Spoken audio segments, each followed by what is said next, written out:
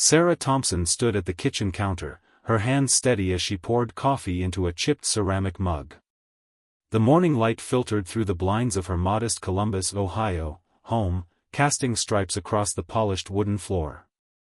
At 42, Sarah carried herself with the quiet precision of someone who'd spent years commanding attention without raising her voice. Her dark eyes, sharp and assessing, softened only when they landed on the photo above the fireplace, her son, Ethan, 17, grinning with a basketball tucked under his arm. That smile, half cocky, half shy, was her anchor, the reason she'd left behind a life of covert missions and high-stakes orders. 2 decades ago, Sarah had clawed her way out of a working-class neighborhood not far from here, where dreams were often stifled by the weight of systemic bias. As a young black woman, she'd faced skepticism at every turn, but the Army offered a path forward. She joined Delta Force, proving herself in operations across deserts and jungles, leading teams through chaos with a calm that earned her medals she never displayed. A near-fatal mission in Afghanistan, where a misstep left a scar on her thigh, forced her to confront the cost of her absence from Ethan's life. She retired 5 years ago, vowing to be the mother he deserved, trading battlefields for bake sales and late-night study sessions. The house on Maplewood Lane was her sanctuary, a small 2-bedroom with chipped white brick and a tidy lawn. Every detail reflected her discipline, forks aligned in the drawer, Ethan's school schedule pinned to the fridge, security system checked daily. She'd never brought a gun home, never hung her commendations. This wasn't a place for war stories, it was for Ethan, her bright, lanky son who dreamed of MIT and engineered makeshift ramps for his skateboard. His leather wristband, a gift from her when he was 12, was his constant accessory, a symbol of their bond. Ethan's father, James, was stationed in Germany, a career officer whose Sunday video calls were as reliable as Sarah's morning coffee. Their love for Ethan bridged the distance, though James carried the quiet guilt of missing too many milestones. That Sunday, Ethan bounded out the door at 8 a.m., his sneakers untied, the wristband glinting on his wrist. "Gonna own the court today, Mom," he said, dodging her attempt to fix his collar. Sarah smiled, her heart catching at his easy confidence. He headed to the community basketball court 3 blocks away, a place he'd claimed since middle school. The court, with its rusted hoop and faded lines, was where Ethan felt free, where the world's subtle slights, teachers who assumed he'd slack off, classmates who eyed him warily, faded under the rhythm of a bouncing ball. Sarah didn't know, as she folded laundry an hour later, that the phone would ring at 8:54 a.m. The voice on the other end was flat, official. "Mrs. Thompson, this is the Columbus Police Department. Your son's been shot." He resisted a lawful order. The words hit like a shockwave, but Sarah's training held her upright. Her hands trembled as she grabbed her keys, the towel slipping to the floor. The drive to the court was a blur, street signs melting into the howl of wind against her car. Yellow tape greeted her, wrapping the court like a wound. 2 officers stood guard, but her gaze locked on the body at the center of the court, Ethan, his gray hoodie stained dark, his wristband untouched. She knelt beside him, her fingers brushing his cold hand. No tears fell, her body hadn't caught up to the loss. Her eyes scanned the scene, the hoop, the fence, and there, a weathered surveillance camera on a utility pole, tilted toward the court. Officer Daniel Carter stood nearby, his shaved head and tactical gloves unmistakable. His eyes held no regret, only the cold certainty of someone who believed he'd done his job. Sarah's training kicked in, cataloging his face, his stance, the weight of his hand on his holster. She didn't scream or accuse. She stood, her gaze burning into Carter's, and walked to her car. Behind her composure, a fire ignited, not for revenge, but for truth. Sarah sat in her home office, the blinds drawn, the only light from her laptop screen. The room was sparse, a desk, a chair, a single photo of Ethan dribbling a ball at dusk. Her hands, steady in combat, shook as she opened the email from a military contact, a signal tech who owed her a favor from a mission in Kabul. The subject line was blank, but attached was a grainy video file from the court surveillance camera. Sarah hesitated, her finger hovering over the play button.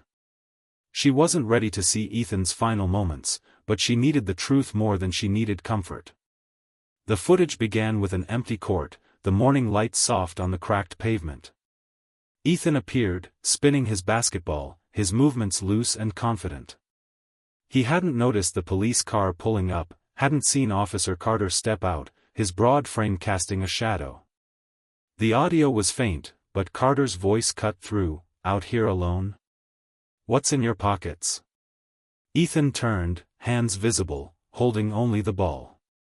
"Water, jacket," he said, his tone even but firm.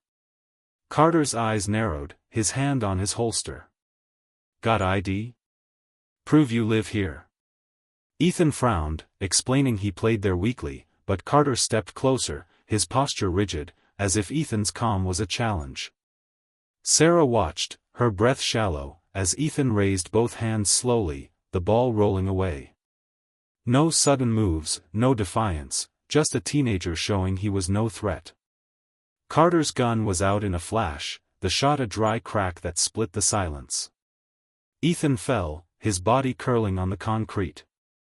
Carter stood over him, holstered his weapon, and walked back to his car, his face blank, as if he'd just filed a report. The basketball tapped Ethan's foot, then stopped. Sarah paused the video, rewound 3 seconds, and played it again. Not to see her son fall, but to study Carter's eyes, cold, deliberate, unshaken. Her military training took over. She'd seen death before, had analyzed threats in grainy footage from drones and hidden cams. This wasn't panic or error, it was intent, rooted in a belief that Ethan's existence was enough to justify a bullet.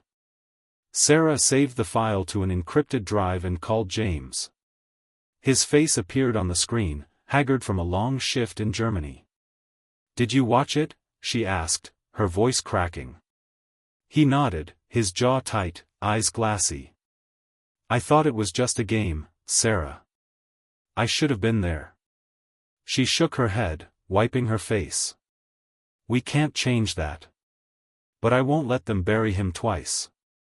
Sarah's past had taught her how systems protect their own. In Delta Force, she'd exposed corruption in supply chains, navigating red tape with surgical precision.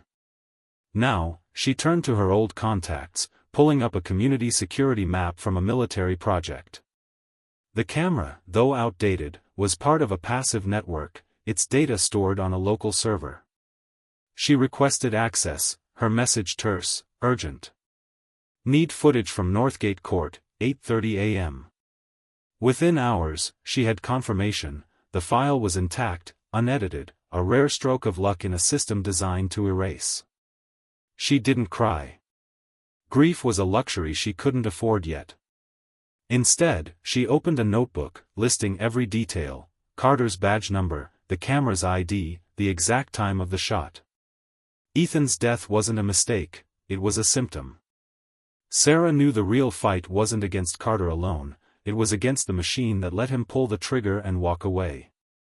Her hand steadied as she wrote, each word a step toward justice, each line a promise to her son. Sarah's office became her war room, the walls lined with printouts and maps. The surveillance footage was her starting point, but she needed more to expose the system shielding Carter. Using her military clearance, she accessed the Columbus Police Department's disciplinary records through a contact in federal tech support. The screen lit up with Officer Daniel Carter's file, 3 complaints in 4 years, all dismissed. A black teenager roughed up in a parking lot, a Latino driver harassed with slurs, a homeless man shoved during a sweep, all closed with the same phrase, no evidence of misconduct. Sarah's pulse quickened, not from anger but from clarity. Each report bore the digital signature of Police Chief Robert Mitchell, a man lauded for community stability on local news. Her years in Delta Force had taught her to spot patterns. Mitchell wasn't just negligent, he was complicit. She cross-referenced his approvals with city records, uncovering ties to a state senator who'd pushed for unchecked police authority. Campaign donations flowed through a community fund under Mitchell's brother-in-law, a web of favors disguised as public good. She worked through the night, her coffee cold, Ethan's wristband on her desk as a reminder. Her training had honed her to see through bureaucratic smoke screens, but this wasn't a distant enemy, it was the system meant to protect her son. She recalled a mission in Iraq, where she'd uncovered a contractor skimming funds by burying discrepancies in paperwork. The same principle applied here: truth hid in the gaps, in the files marked "resolved" too quickly, in the signatures that never wavered. James called at midnight, his voice heavy through the screen. "You're going after the whole department, aren't you?" he asked, his fatigue mirroring hers. "Not just them," Sarah replied, her eyes on a memo linking Mitchell to a police union lobby. "The whole chain. Ethan wasn't the first, but he'll be the last." James nodded, his silence a vow. "I can't leave my post, but I've got contacts in D.C. Say the word, and I'll pull strings." Sarah's lips twitched, a ghost of a smile. "Stay where you are. I need you steady, not here." She dug deeper, finding a pattern. Carter's complaints spiked during community safety campaigns, when officers were encouraged to assert control. Each case was buried with identical language, as if scripted. Sarah's military instincts screamed, this wasn't one man's bias, it was a culture, nurtured from the top.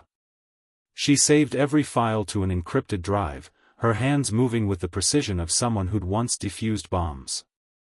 The system thought it could outlast her grief, but Sarah wasn't grieving yet. She was building a case, brick by brick, to make sure Ethan's name wasn't erased.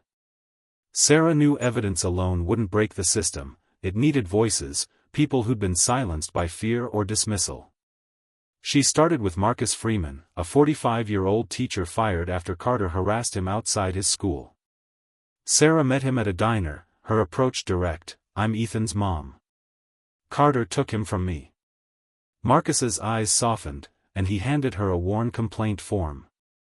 "Carter cuffed me in front of my students, said I looked suspicious. I lost my job for it." His voice shook, not with anger but shame, around 4 years old. Next was Maya Lopez, 16, a high school junior who'd been shoved by Carter for refusing to hand over her phone during a school sweep. Sarah visited her at home, showing her Ethan's video. Maya's hands trembled as she watched, her voice breaking. "He hit me, too. Knocked out a tooth. My mom was too scared to fight it." Sarah didn't push, she listened, then said, "If you speak, I'll make sure you're heard." Maya nodded, tears falling but her jaw set. Ellen Carter, no relation to the officer, a 50-year-old police department clerk, was the final piece. Sarah met her in a park, away from prying eyes. Ellen admitted to altering a complaint's date under Mitchell's orders, thinking it was routine. "When I heard about your son, I couldn't sleep," she whispered, handing over saved emails. Sarah's military training kicked in. She set up an encrypted network, teaching Marcus, Maya, and Ellen how to send files securely. Her leadership, honed in war zones, built trust. She wasn't just a mother but a commander rallying a team. Each story mirrored Ethan's: unjust stops, quick dismissals, a system that buried truth to protect its own.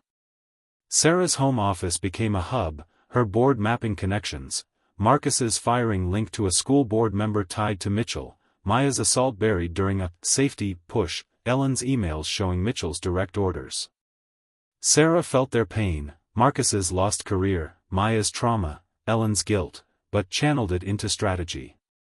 She wasn't just fighting for Ethan, she was fighting for everyone the system had erased. Her resolve grew, fueled by their courage, as she prepared to take the battle public.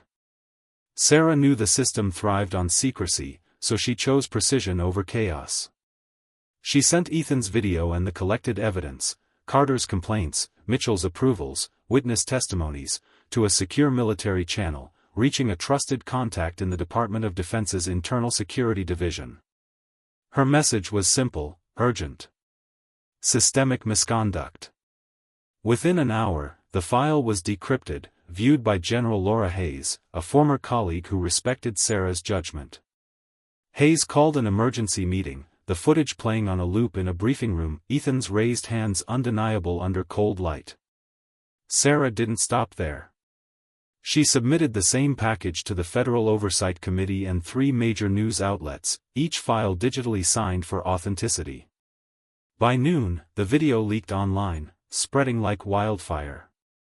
Social media erupted with hashtag Ethan raised his hands, the footage dissected frame by frame. Headlines screamed, "Teen shot despite compliance, Columbus PD hid officer's history." Protests formed, not loud riots but steady gatherings, signs reading, "No more silence." Sarah watched from her office, her heart heavy but her focus sharp. This wasn't about her pain, it was about forcing the system to answer. The Department of Defense issued a statement, confirming a federal investigation into serious misconduct and transferring the case from local to military oversight. The move stunned the public. Military intervention in a police matter was rare, signaling a failure too deep to ignore. Chief Mitchell's office went silent, his usual media charm replaced by no comment. Sarah felt a flicker of triumph, but it was bittersweet. She closed her laptop, her eyes on Ethan's wristband. The system was cracking, but her son was still gone.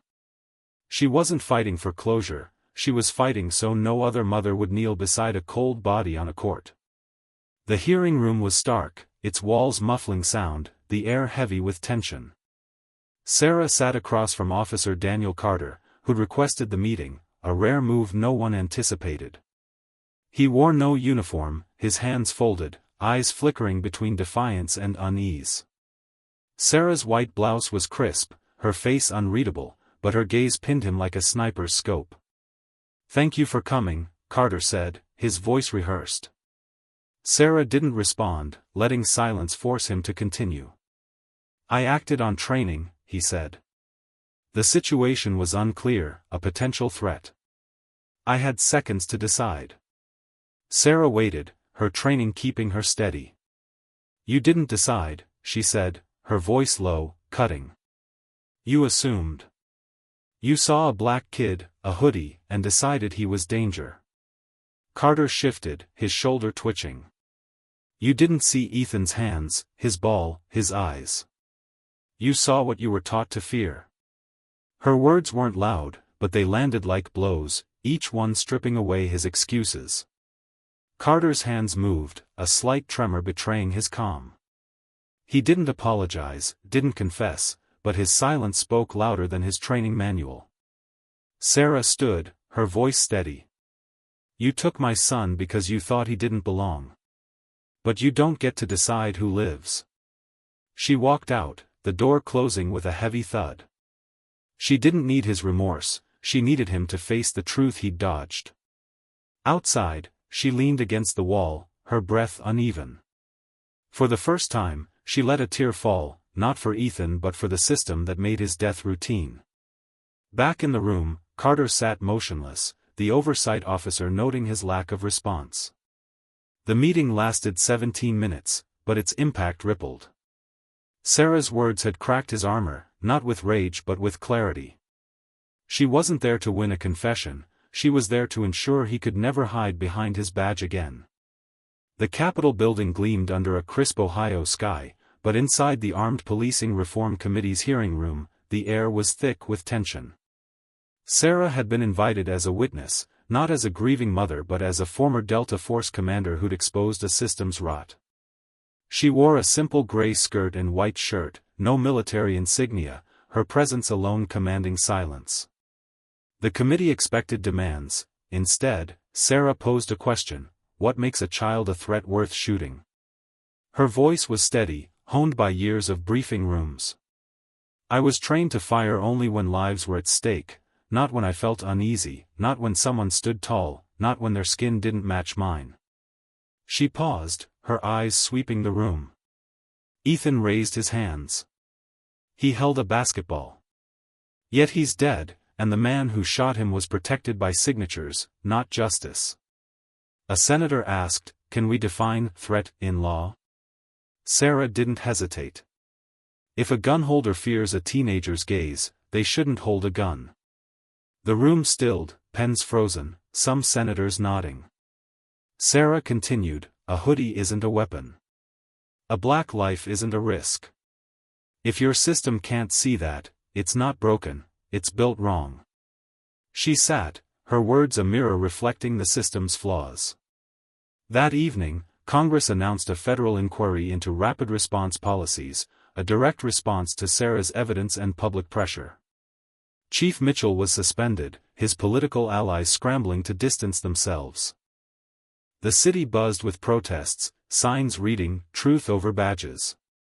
Sarah didn't join them, she'd lit the spark, now the fire belonged to others.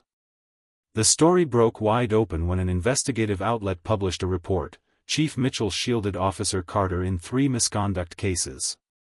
Leaked emails showed Mitchell ordering files, cleaned, to avoid scrutiny, tied to a lobbying group funneling funds through his brother-in-law's charity.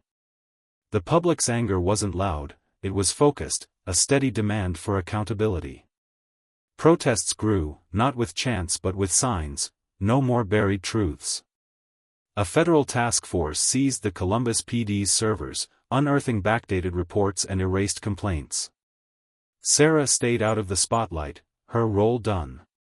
She sat with James on a video call, his face worn but proud. "You didn't just crack the wall, Sarah, you tore it down," he said. She shook her head. It was light, not force.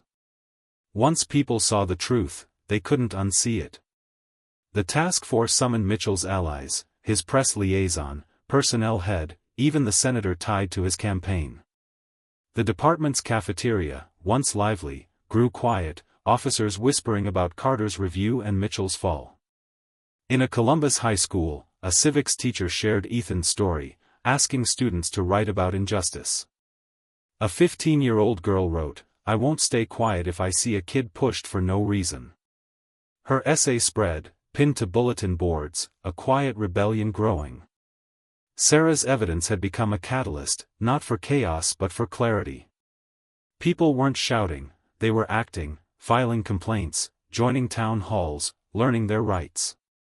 The system hadn't collapsed, but it was bending, forced to face its own reflection. In a small Columbus library, a forum for teens tackled a simple question: what would you do differently? A 14-year-old boy, his voice steady, stood up. "My cousin was stopped for looking wrong. I didn't say anything, thought I was too young. Now I'd speak, because silence hurts more than speaking." The room, filled with students and parents, fell quiet. No one mentioned Ethan, but his story hung in the air, a shared memory reshaping how kids saw their own power. Across the city, a group of young lawyers launched "Every Stop, One Memo," distributing flyers listing rights during police encounters. Gas stations and barbershops became hubs for change, QR codes linking to a database where people logged incidents. An officer, hesitant but earnest, asked, "How do I share these without seeming disloyal?" The lawyers didn't judge, they handed him a stack. A grandmother, clutching a flyer, said, "I was stopped last month. Now I know I can ask why." The initiative wasn't loud, but it was steady, giving voice to those once silenced. Sarah wasn't at these meetings, but her impact lingered. A resigned officer's letter circulated, ending with, "I can't face my badge knowing I stayed quiet." In classrooms, kids wrote essays refusing silence. In precincts, officers pinned memos to notice boards.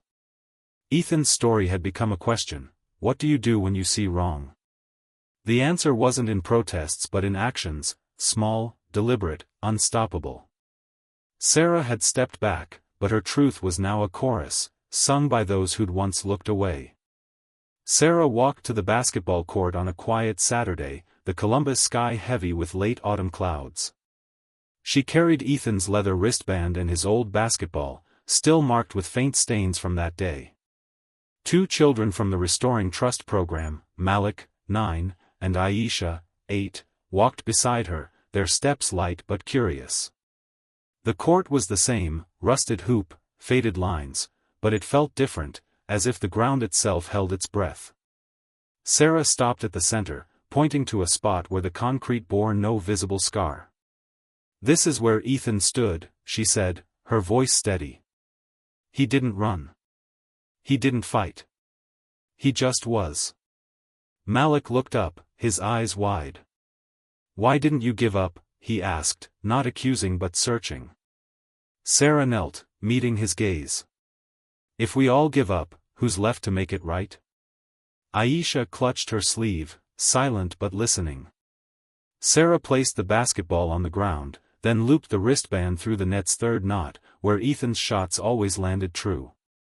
It hung there, faded but firm, a quiet testament. No one spoke, but a nearby teen set down his phone, watching. A grandmother leaned on her cane, nodding. The court wasn't a memorial, it was a promise. Sarah stepped away, declining awards and interviews. She'd resigned from her military role, leaving a note, "My mission is done." Her office was empty, save for her silver tag and a blank sheet, a space for the next to act. She mentored Malik and Aisha, teaching them not to fear silence but to fill it with truth. Her actions rippled. A senator pushed reform, citing Ethan's case, officers resigned, unable to ignore their complicity, kids wrote essays vowing to speak. Sarah didn't need a stage, her truth lived in others' courage. As she left the court, a woman approached, her eyes warm. "Because of you, my son knows he's seen," she said. Sarah nodded, no words needed. She walked away, Malik and Aisha's hands in hers, the net swaying behind them. Ethan's story wasn't hers alone anymore, it was a mirror, reflecting a generation learning to stand tall. To everyone who followed this journey, thank you. You've walked with me through loss, truth, and the fight for what's right. If Ethan's story moved you, hit the subscribe button and join us at Revenge Ties, where every story uncovers a truth worth fighting for. Share, comment, and keep standing for justice, because when we refuse to look away, we change the world together.